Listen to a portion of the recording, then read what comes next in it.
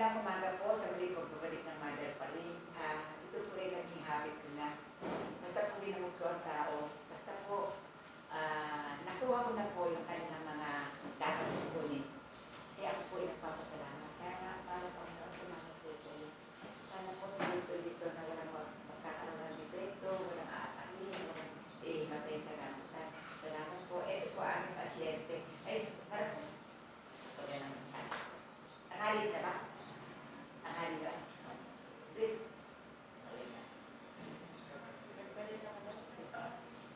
Magandang hapon po na parang maraming salamat sa nagdadaan na itong pakiramdam. Thank you. Alam niyo po ba, uriatin po